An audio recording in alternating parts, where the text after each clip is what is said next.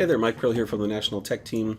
In an earlier video, we created this email automation record, and part of that video we created this list of recipients. And we used a couple different tools there.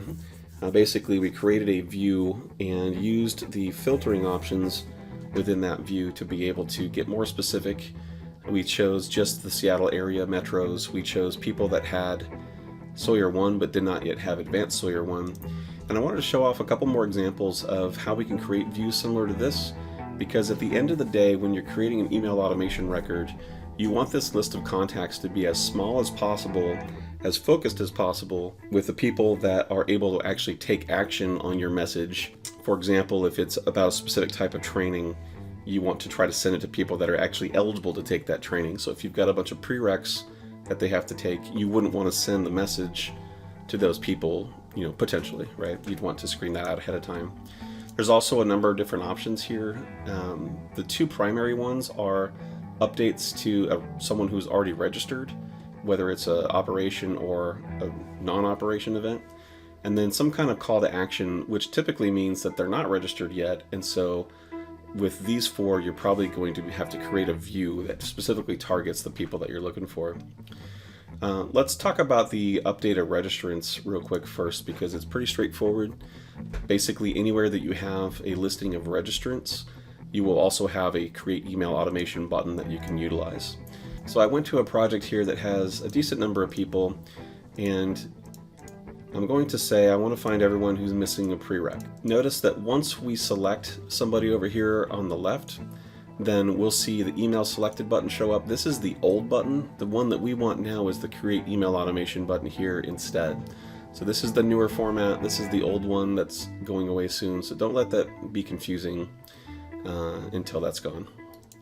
The other way that we can get to it, to the same create email automation, is if we go to the deployment list and select some people there. Again, once we select somebody, then we've got the create email automation option here as well. So being able to go to a list of registrants or a list of deployers, sort and filter based on any of the criteria that you see, and then go ahead and select somebody. Notice that if I don't have anybody selected yet, I don't have the option to email anybody. So you have to select people first before you're going to get the option to do the email automation record. If we go back and look at the list of types of communication, the other ones are CTAs, and there it's most likely that you're going to have to create a view like I did from scratch. So there's two ways to do that. The most common way is to go to a pre-existing list of contacts and then make whatever changes to the sorting and filtering that you want, save it as a new view, and then basically use that view for your email automation record. So earlier I did volunteer qualifications, and I filtered using geographic area. So clicking geo area, filter, and then starting to type in whatever geographic area applies. And then I did a little bit more sorting. I said I want Sawyer 1 yes to be equal, or sorry, Sawyer 1 to be equal to yes, but advanced Sawyer 1 to not equal yes. And that just kind of isolates people that are kind of, their next step for their Sawyer career might be advanced Sawyer 1. Could also be Sawyer 2, but I think they like to go with this intermediate one as well. Now this particular view is a system view, which means that this already all pre-existed. And if I wanted to do additional filtering above and beyond the columns that I see here, then I can hit this button. For example, notice that Metro is not in here, right? But I can hit this button here to open the advanced filtering panel. This is kind of a newer feature, and this allows me to, number one, see the criteria that's already in here, and then also make any adjustments if I want to add additional criteria. So if we start from the top, this looks complicated, but it's pretty straightforward if you take it kind of one bite at a time.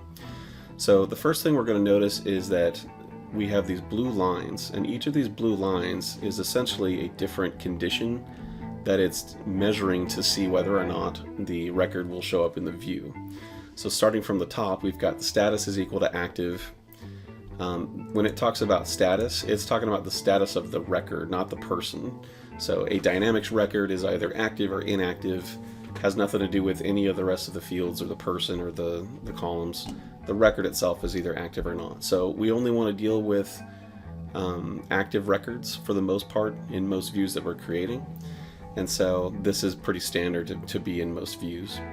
This next block, this whole thing, is called an OR block because we've got it. This is set to OR. It could be AND or OR.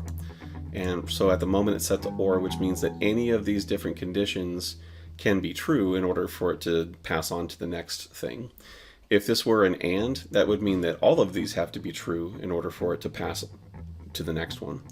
So the way this reads is, in order for someone to show up here, they have to either be a volunteer, or contingent employee, or full-time employee, or intern, or part-time. So all these are looking to see if they equal yes, and if any of these are true, then it's going to continue going down the list. Now we have a nested AND block. So again, don't let this throw you. If you look at it individually, it'll make a little bit more sense.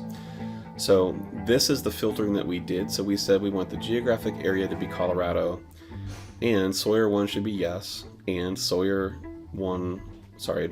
1 should not be yes.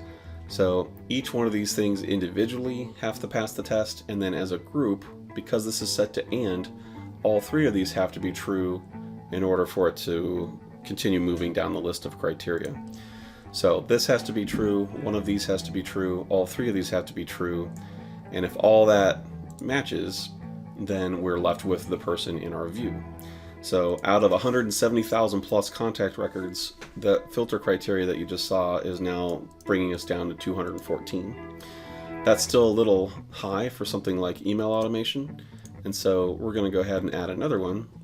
We could either add it with the rest of these ANDs, or you can always add it at the very bottom. So just for simplicity, I'm going to say I want my metro to be equal to something in Colorado. So Colorado Springs. So we'll hit apply. Every time you hit apply, you get your new list of people, and we can continue going on from there. Some of the other key fields that we could add is we can say that we want to only look at people that have logged in semi-recently, so last roll call login. Anytime you're dealing with anything based on a time, or a date or time, you're going to have temporal options here. So hopefully these make sense individually. They had to have logged in last month, or this month, or in the last 12 days. Like whatever you want to do here, typically there's an option to do that. So I'm just going to say that someone that's logged in at least in the last 2 years, and we go from 59 down to 47. So that's a much better, more focused audience than, starting from a much bigger list. So, we've got a better chance of getting people to react to our email, and we have a lower chance of emailing someone who's going to be upset that we did so. So all of this was using this filter button right here. If we want to clear all the filters, we can hit the clear button, and because we've made some changes, we should have the option, if you hit the ellipsis, depending on the width of your screen, some of these may show up, other ones are going to be in the extra menu here. And so under Create View, we should have the option of saving these new filters as a new view. So we can name it something like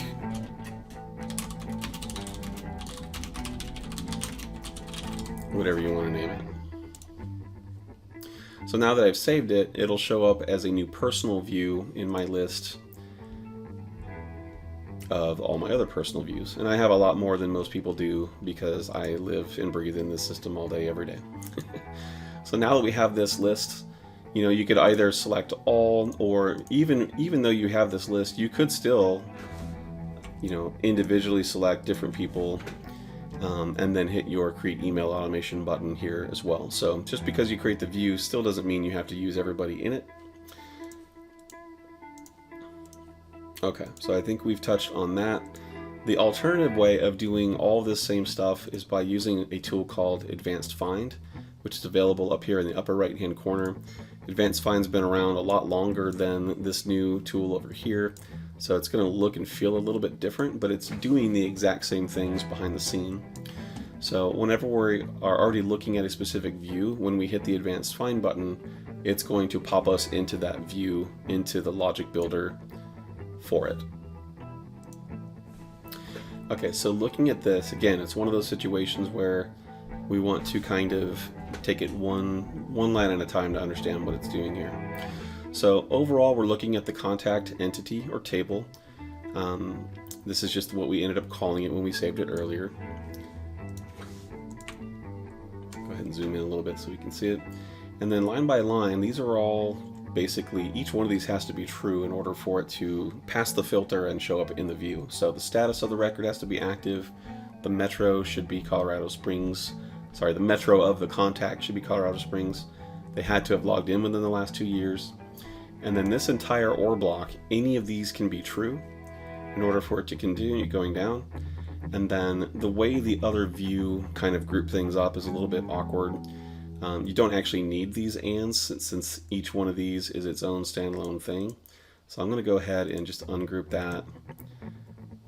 And those can all stay the same, that's fine. So now we're saying all this is true, and then the geographic area should be Colorado and Wyoming.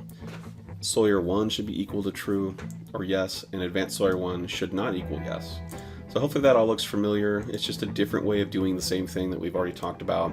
If we wanted to add additional options here, we could do that. And if we want to remove something, let me just remove something real quick by hitting delete, and then we'll add it back in just so you can kind of see what that looks like. So last roll call login. We have the same options here, so last X years, 2 years. We'll go ahead and hit save there. And if we refresh the page, we can see that it's basically, it put it back to normal instead of those weird and blocks. So hopefully this makes sense. Please, if you don't quite understand what's going on here, please reach out to a staff member, a change ambassador in your area, somebody that can help kind of guide you through this, because this is one of the most powerful tools in the entire system, is understanding how advanced find works or how some of the filter criteria works. To be able to create these views. So it's not only going to help you with email automation and sending out of emails, but it will help you in all your other aspects of your volunteer leader life within Team Rubicon. So thanks for your attention watching this video. Please leave any comments if there's something else that you'd like to see, and feel free to hit me up in Microsoft Teams if you have any questions that I might be able to help you out with email automation while we get this all going. And of course, you'll have your own local leadership that will have their guidance and tips and tricks and tools and things to look at with the email automation guidance as well. Thanks, and have a good one.